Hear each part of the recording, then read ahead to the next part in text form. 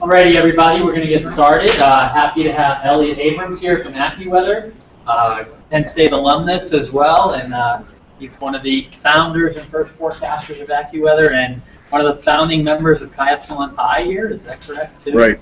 So, thank you for coming. Are you the first signature in Chi Epsilon? Might be. We can check. If it's old and faded and marked by dinosaur prints, then that's it. I came across a new tool that some of you may be interested in, and maybe, how many of you have seen this, the NCAR ensemble sounding tool?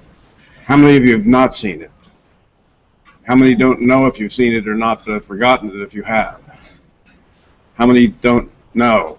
And how many don't care? How many won't answer regardless of the question?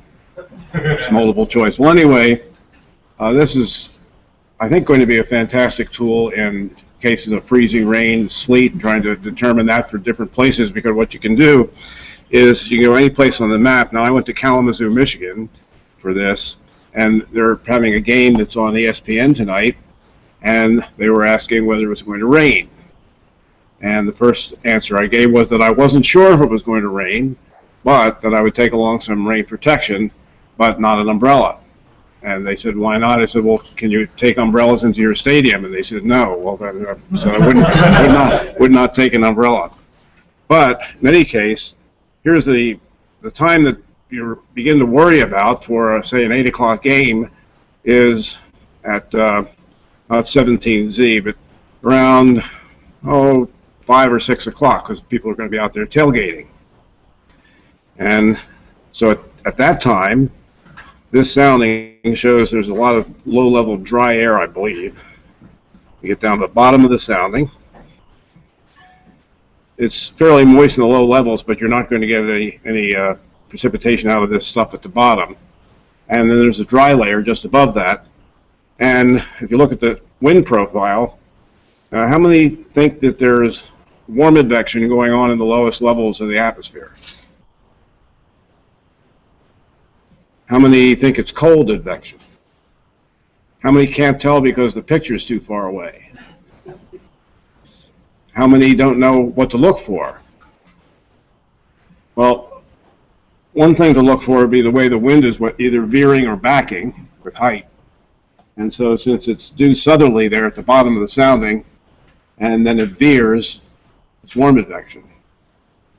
And at higher levels, might be a little cold advection up there, fairly well across. That's probably up around 300 millibars or something like that. And anyway, there's warm air coming in the low levels, and it's becoming more moist, as we'll see in a second here.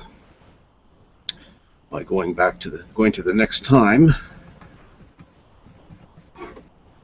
and by game time, this should be at 8 o'clock. First, this is last night's ensembles. And one thing you want to check at the very beginning is how's it doing now? So if I were actually going to use this tool, I'd first say, okay, what was it predicting for right now at that location? Then look at a satellite picture, see whether the weather is behaving as indicated. If the weather is not behaving as indicated, then that might be a problem for using some subsequent time, even though sometimes the model will be bad at a certain hour out and then it'll be okay later.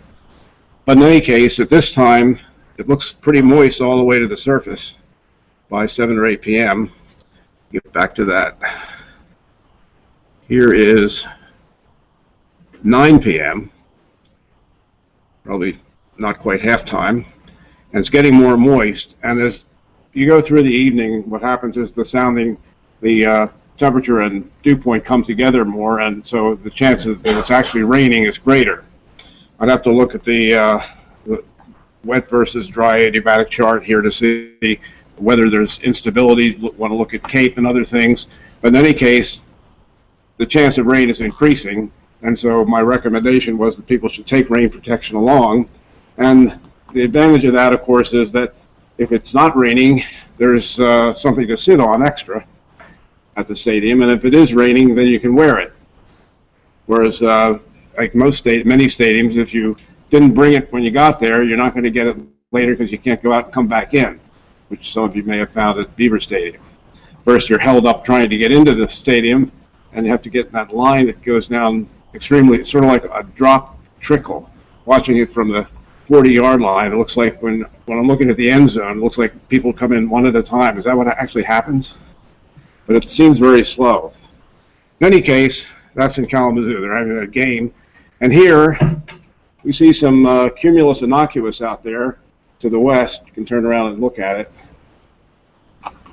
The Latin term cumulus innocuous would be cumulus clouds that don't build. And then there's cumulus threatinus, which some call cumulus congestus, which are larger ones. And then there's cumulus rainipanus, which are the ones that actually cause rain. And of course, then if the weather's staying the same with low clouds, then it's just stratostatus. But temperature plays a tremendous role in things. I was thinking about this yesterday when somebody told me about a person that was buying a parrot for their family for Thanksgiving. They brought the parrot home in a cage, and it starts cursing. Every four-letter word, this parrot is yelling out. The family's coming home. The 8-year-old kid's coming home in 3 minutes. And this parrot is doing this stuff. Just shut up. Parrot gets louder. Can be heard throughout the neighborhood. Same words, even new ones that he hadn't even heard before. Not a cruel person, but he picked up the cage and put it in the freezer. And the freezer, of course, has low temperatures in it.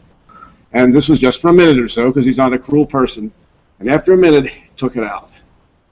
And the parrot's going, oh, I know why you did that. I was cursing, and I'm terrible, but I'm never going to do it again. I'm going to be a great pet, a wonderful pet, and I'll never do that again, but I have a question. He says, what's your question? He says, what did the turkey do? Thanksgiving was coming. Well, if I could get away with that one, of course, nobody's bought any of those corduroy pillowcases that they're selling. They're making headlines.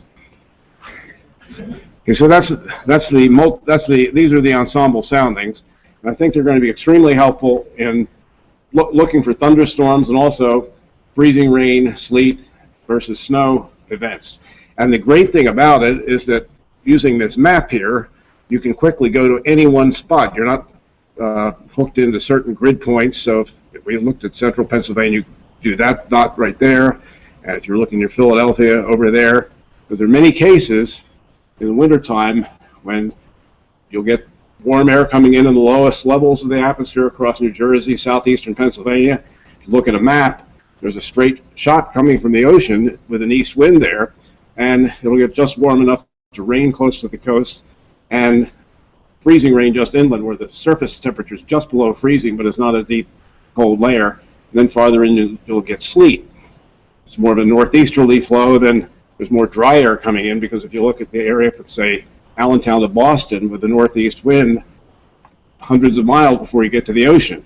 Go to Allentown to the New Jersey coast, and it's less than 60 miles.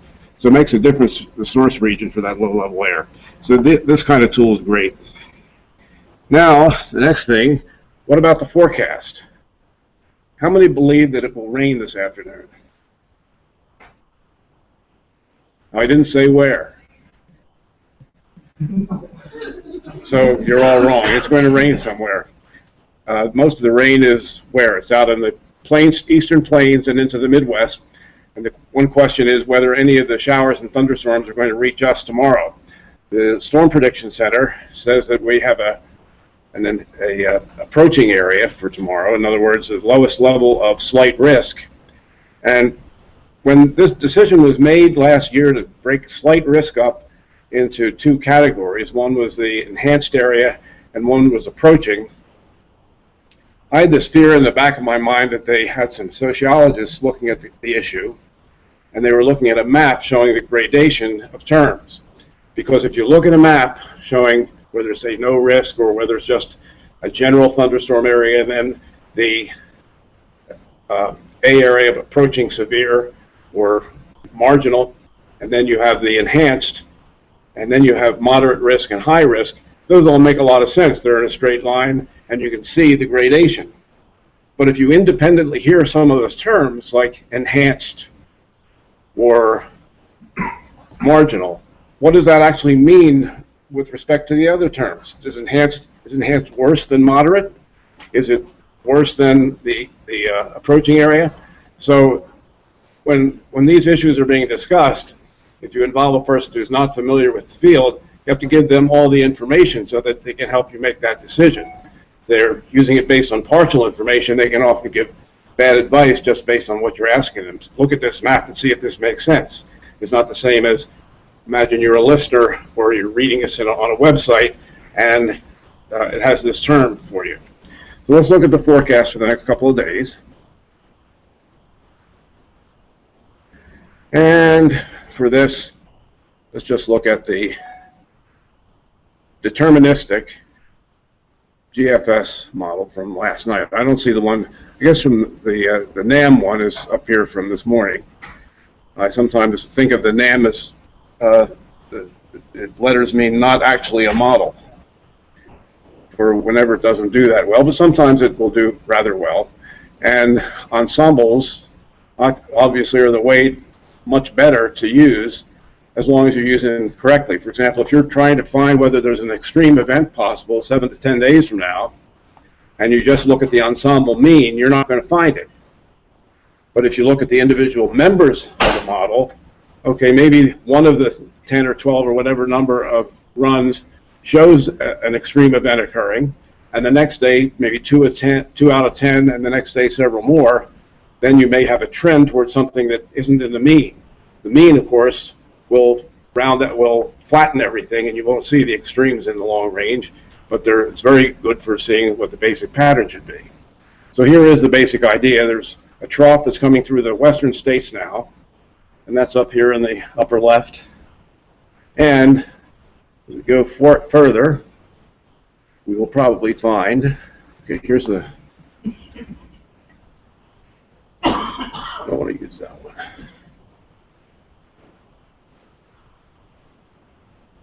We look to 36 hours.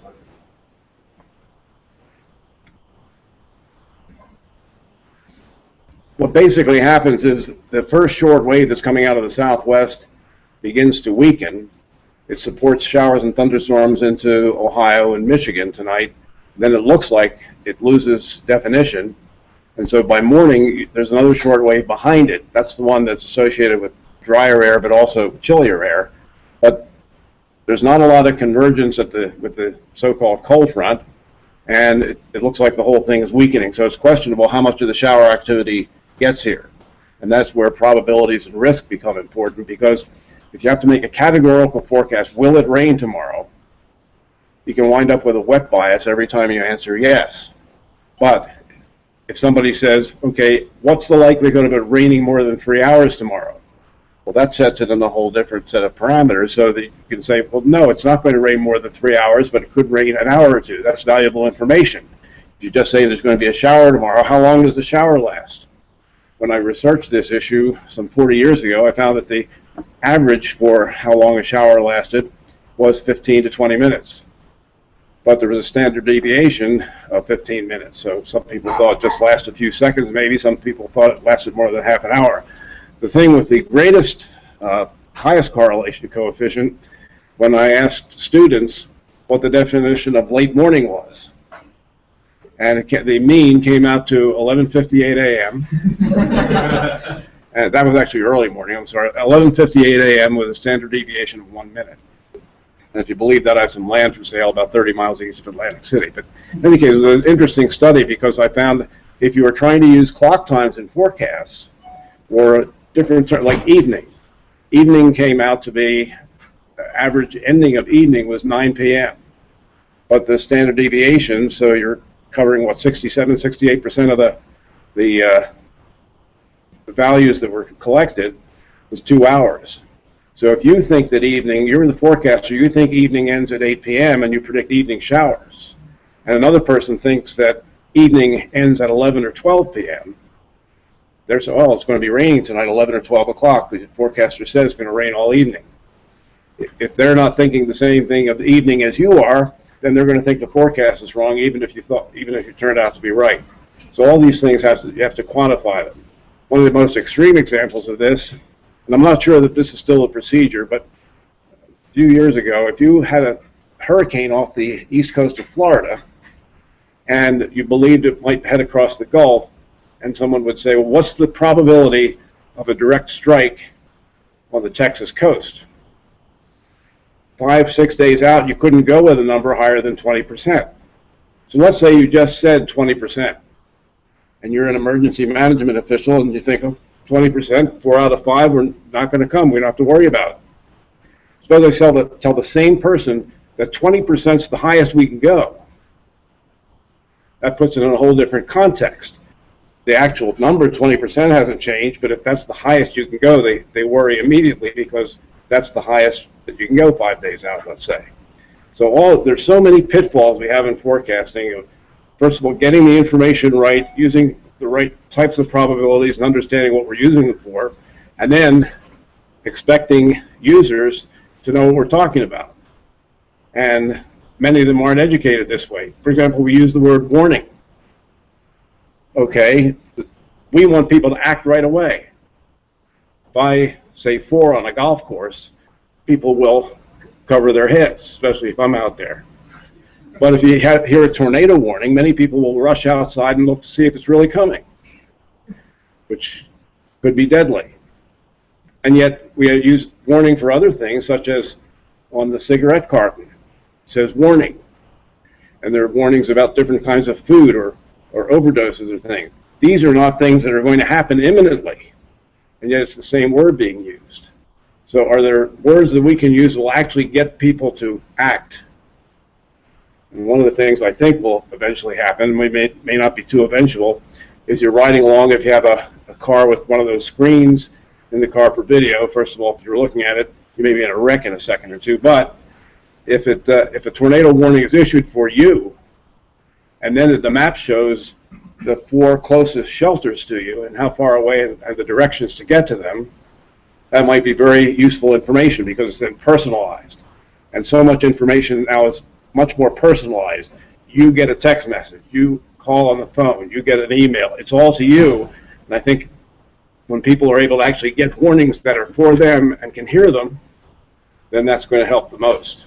But even then, bikeways are becoming a larger issue in, for example, State College and other places. If you're on a bike and a warning comes out, are you going to hear it? How do you get the information depending on where you are? Anyway, back to the forecast.